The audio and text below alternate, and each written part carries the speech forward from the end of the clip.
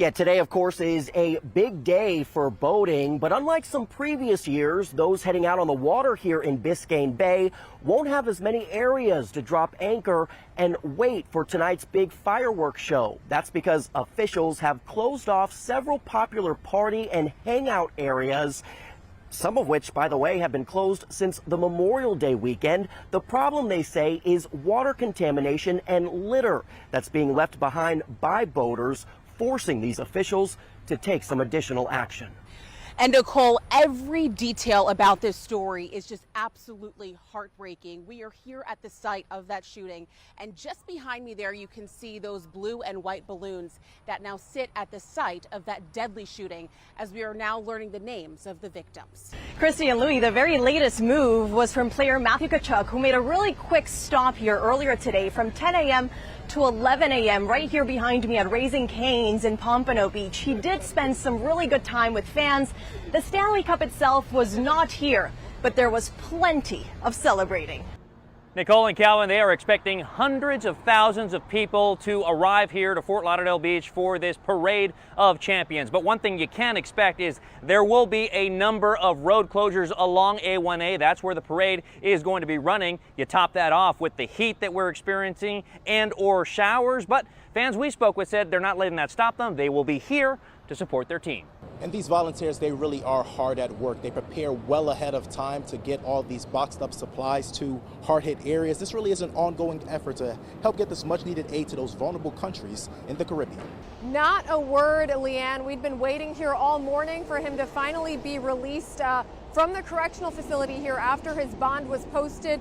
We wanted to ask him about these serious allegations, but he didn't say anything. He didn't deny it. He didn't apologize. These are, again, serious felonies. The word grooming comes up a lot in the complaints against him, an inappropriate relationship and communications with a 16-year-old girl. It was that student, that girl's friends, that eventually turned him in to school authorities. Yeah, so Janice, after we initially aired this story yesterday, the owner of the store just behind me tells me she received calls from other area businesses saying they have had this same issue. So now an investigation, according to investigators, they are looking for this woman at the center of that investigation, these fake Benjamins. Well, what a first day of action here in Miami Gardens. Get ready for the Crypto.com Miami Grand Prix on Sunday. On Friday, it was practice. That meant seeing the drivers for the first time on the track here behind me at Hard Rock Stadium. The excitement, the roars, the fans, so many of them showing up on day one. So ladies and gentlemen, place your bets. The big race starts Sunday. We're in Miami Gardens. I'm Christian De La Rosa, Local 10 News. As we have been on this beach for hours today, we've watched the people who are standing with us, many of them with families who lived in that building.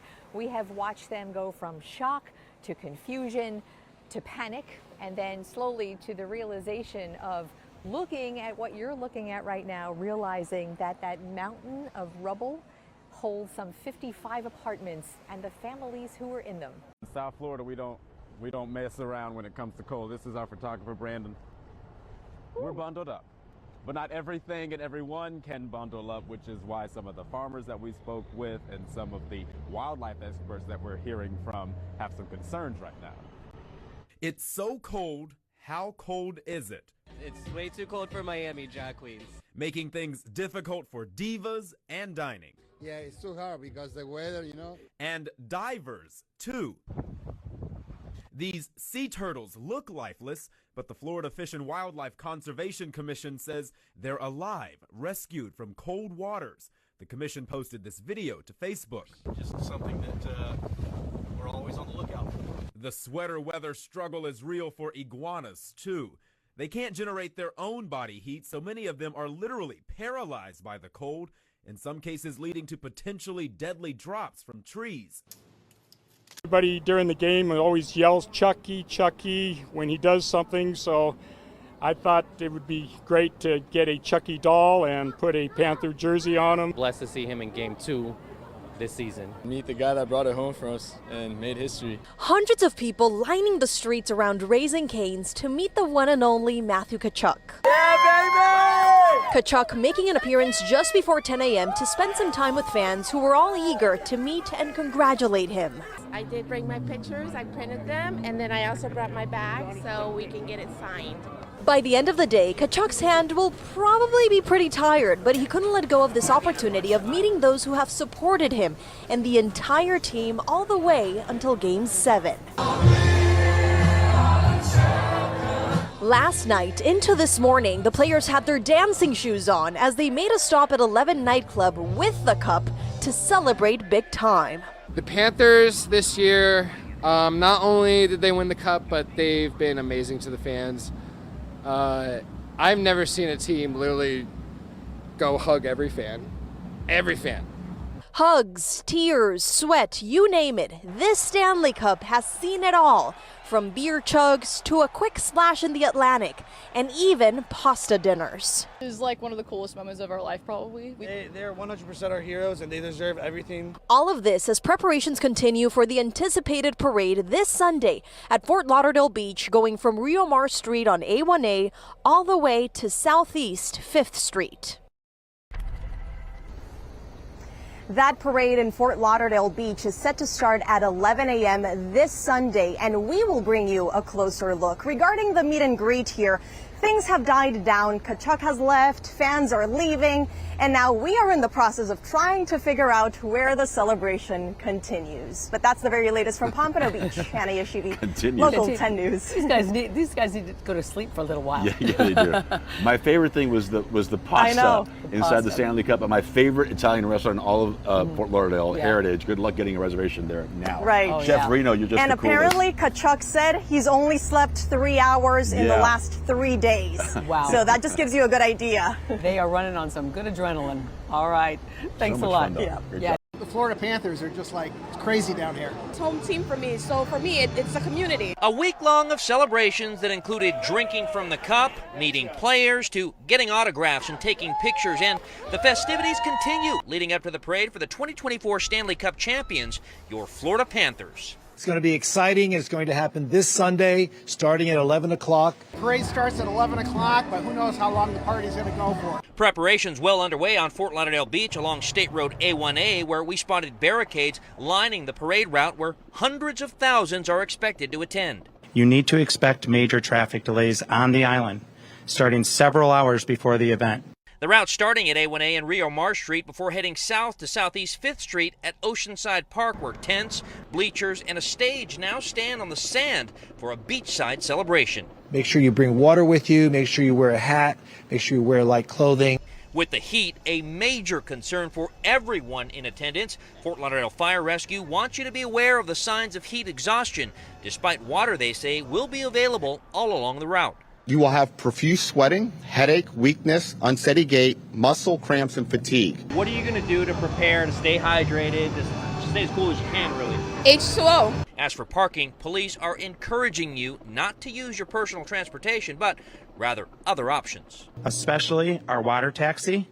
Also, think about using the trains, ride shares, and certainly bicycles. I think it's a long time coming. It's been about 30 years since we've won a title, and so I'm just looking forward to it. I think they should be celebrated. So hearing all that, if you want to take your chances, if you want to bring your vehicle down here, again, you're going to have to get here very early. We're talking 7 or 8 in the morning. There are some parking options. You can park at Birch State Park, you can park at the Galleria Mall or the parking garage on Las Olas, and there are a number of other options we put on our website. As for parents out there with young kids, you'll also have the opportunity to get a wristband for your small child with your information, just in case you happen to get separated in the large crowds that we are expecting. Again, we put all that information. You can find it on our website at local10.com. At the Global Empowerment Missions warehouse in Doral, the work is ongoing to get much needed aid to hard-hit areas. We need to help each other more at these times, because you never know what is going to happen. The Wrath of Burl, devastating Barbados, where Sonia Harris' mother lives. My mom she just turned 89 years old, and one of her boat was one of them that get turn over into the sea. The storm's path even leading Jamaica to shutter its 2 airports in Kingston and Montego Bay. Concerns over catastrophic impact led American Airlines to add extra flights to get people out before the storm. Couldn't sleep last night because I don't know if I would be able to get out today. But it worked out fine. And we are inside this facility here in Doral where the donations continue to keep pouring in. You can see that they have cans here, water bottles, lotion and shampoo, wipes, and even makeup kits. All of these will be put into boxes by these volunteers that you see here, and then they will be shipped out to many of the hard-hit areas. We're getting ready and mobilizing here a global empowerment mission. We are organizing emergency kits. Anytime a storm threatens our neighbors in the Caribbean, South Florida steps up to lend a helping hand. Preparation mode in full effect Wednesday, box by box, volunteers packing these care packages for families of 2 to 3 that can last a couple of days. And so this mission here, they are looking for items and supplies such as generators and sleeping bags. Not only are they looking for donations as well, they're hoping that also they can get volunteers to come out for a full list of what donations they can use to help people in need. You can head over to our website, local10.com. People come here to have a good time, and at the end of the day, they got nowhere to go because everything's closed. Boaters hitting the water for the big 4th of July holiday as several popular spots remain off limits due to issues with trash. A lot of people in general, they see trash and they just walk by it, or they just don't want to walk to the trash can and they just throw it on the floor. Among the closures are Miami's spoil islands, including Osprey, Morningside, Pace Picnic, and Willis Islands, which have all been closed since Memorial Day. In addition, Miami Beach's Flagler Monument Island will also be closing from now until 6 a.m. Monday. It comes as officials continue to crack down on excessive littering left behind by boaters. We got nowhere to go now. Like, they close our happiness, basically. The limited access causing some water lovers to reevaluate their Independence Day plans. Because we got nowhere to go. All the islands are closing now. Look, we got to be sitting there, just getting sun, doing nothing.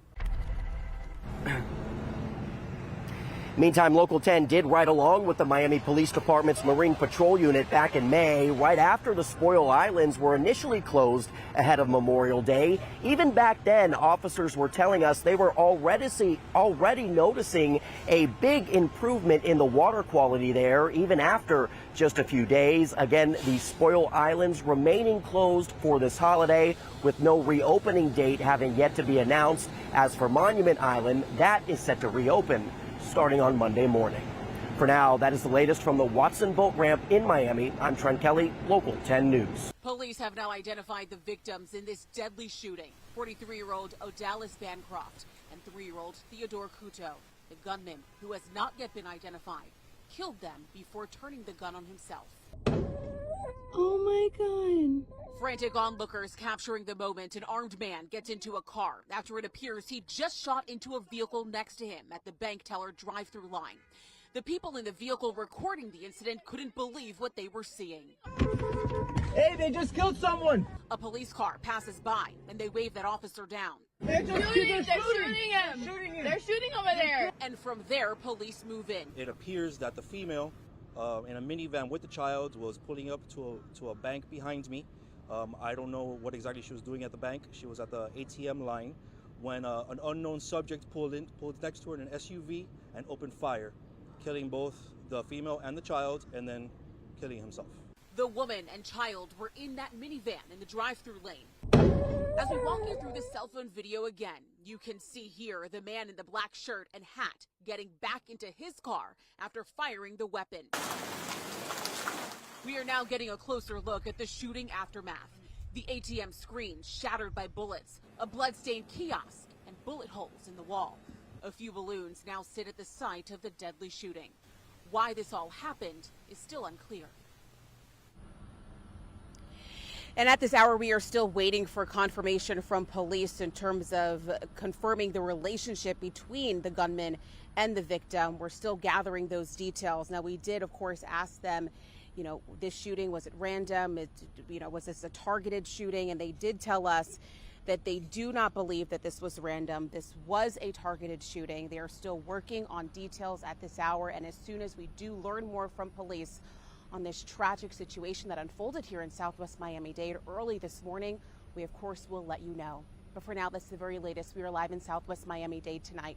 Alex Finney, Local 10 News. As Florida sets yet another single-day record for new coronavirus infections, officials with Homestead Hospital say their intensive care unit is now full. A spokesperson for the Baptist Health System, which the hospital is a part of, confirms their 16-bed ICU has reached capacity, mostly with patients who've tested positive for COVID-19. While they are able to convert regular beds to handle the overflow, Baptist Health says instead they're opting to transfer those patients to some of their 10 other hospitals. It comes as officials with the Jackson Health System say they too are seeing an increase in patients.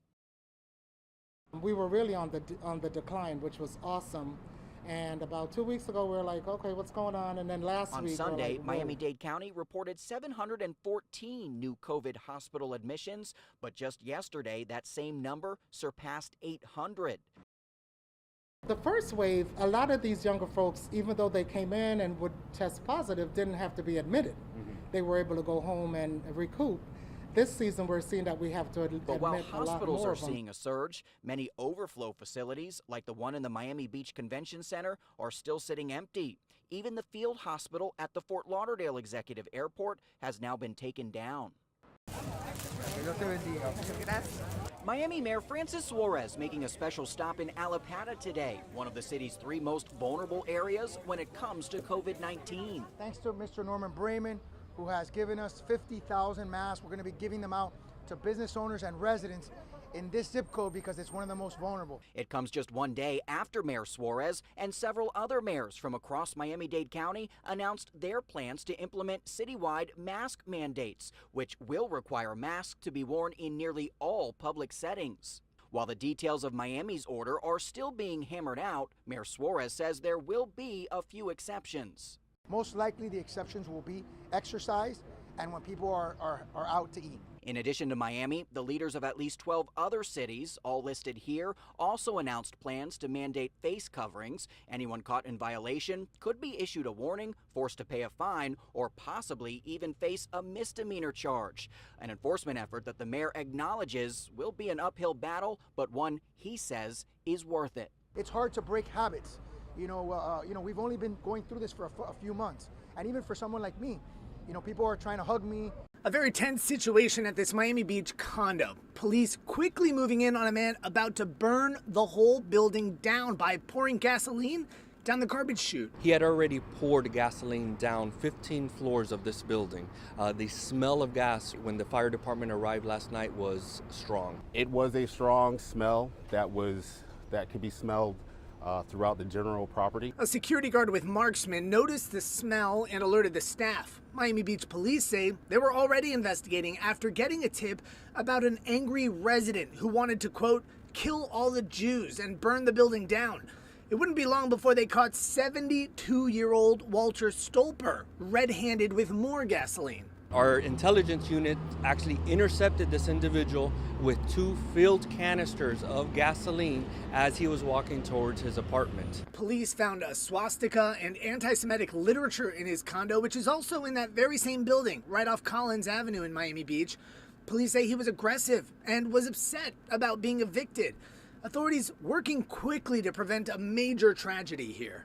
You were arrested for offenses against students by authority figures and lewd lascivious conduct, contributing to the delinquency of a minor. Now, former Felix Varela High School security guard Jonathan Cord seen facing a Miami-Dade judge Thursday. Documents show back in October of 2024, at least 4 students voiced their concerns to the principal about an alleged inappropriate relationship between the 35-year-old and a female student. The teen students told investigators Cord gave her several rides home, made sexually explicit comments to her, and kissed her.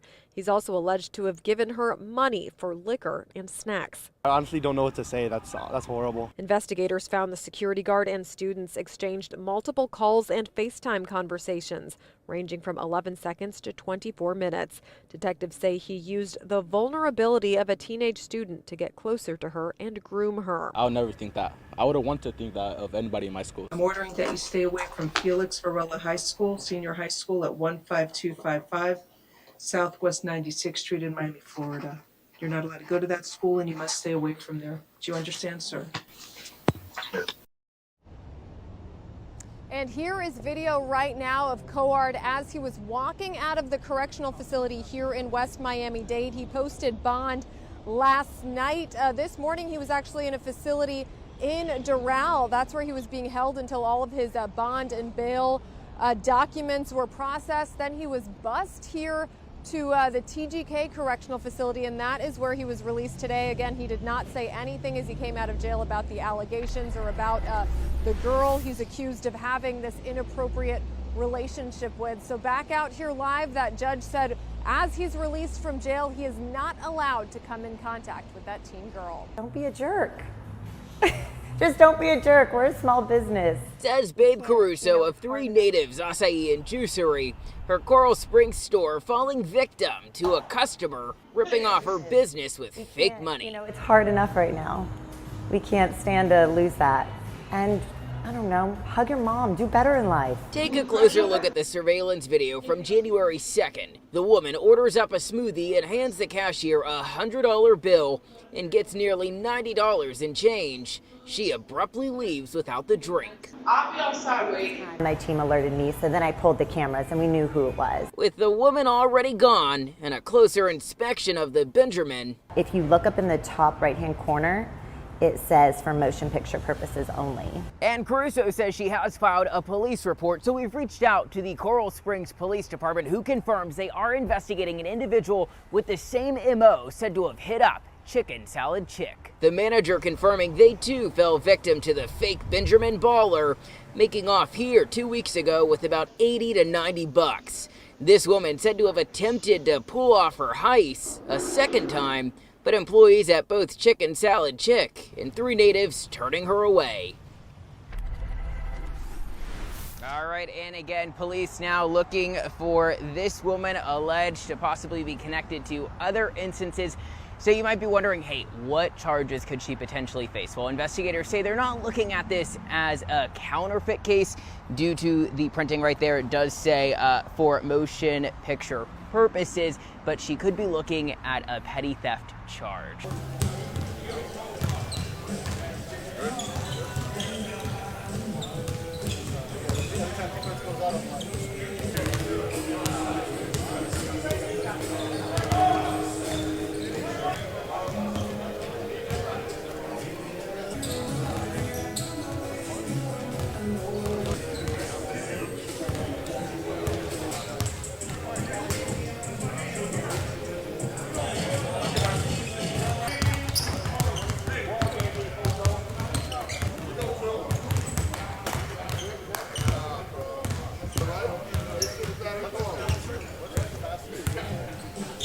A guitar smash, and my bad, I'm usually the most punctual Cuban in the room, but a man with many smash hits.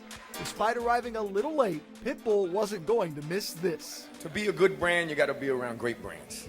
So to be around a Hard Rock, Miami Dolphins, and the Miami boy, man, looks like we're moving in the right direction. The revamped stadium, now known as Hard Rock Stadium, underwent a $500 million renovation.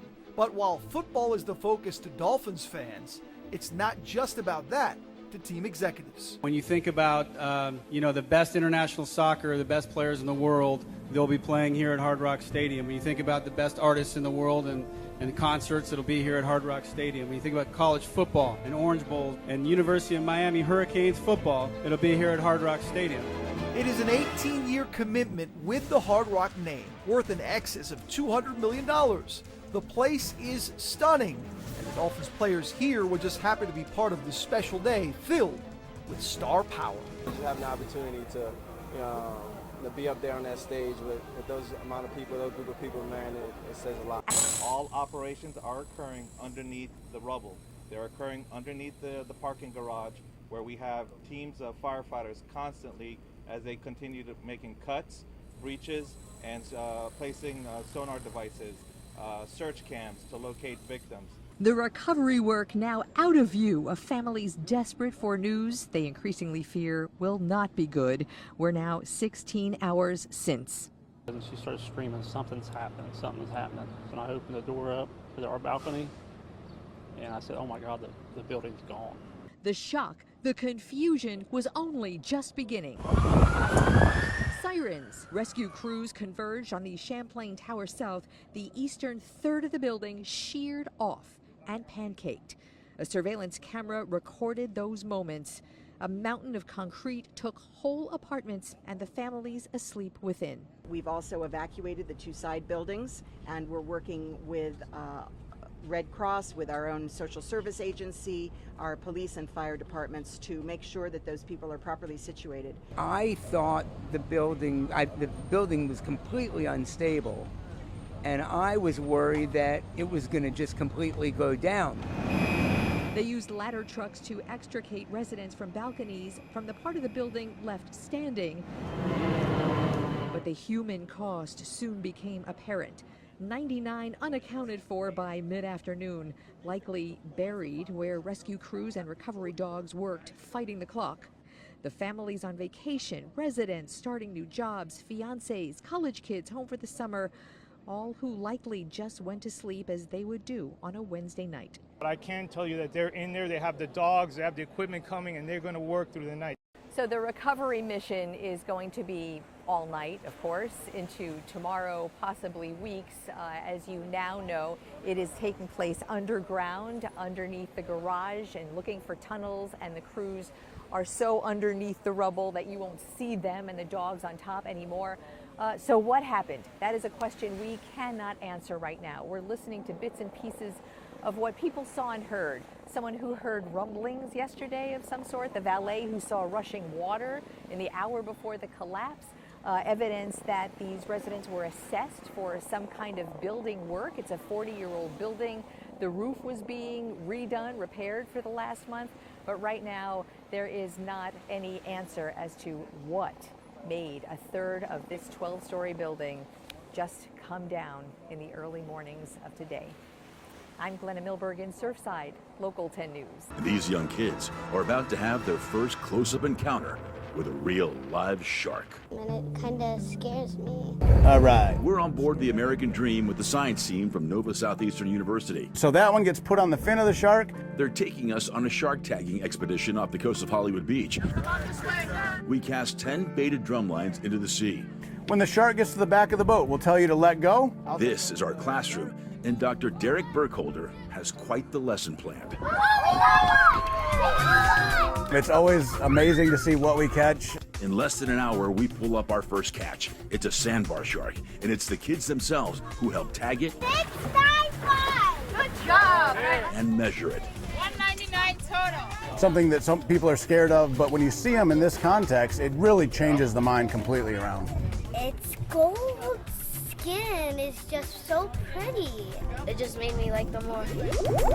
More than just a cool experience for these kids, this is a legit research expedition, and important data is being taken from each shark caught to help scientists determine how healthy our shark population is here in South Florida. We're looking at seasonal patterns, we're looking at their diets, we're even looking at their genetics to see how they fit in with other populations of sharks around the world. After the data was taken, the sandbar shark was quickly released, but soon after, Yes, we got one! it's an 8-foot nurse shark.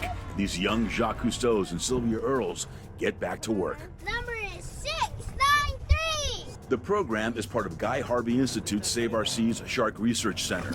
Awesome. Scientists regularly invite kids and educators to join them to underscore the critical role sharks play in keeping our oceans healthy. Sharks are so very important in our ecosystems. They help balance our marine ecosystems out. Since 1970, global shark populations have declined by more than 70%.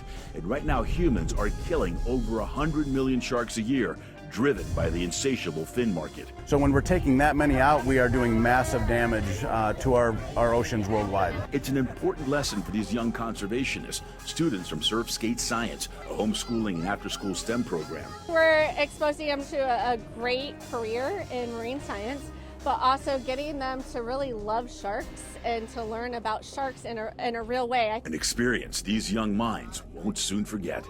Oh, it's a tiger! It's a tiger!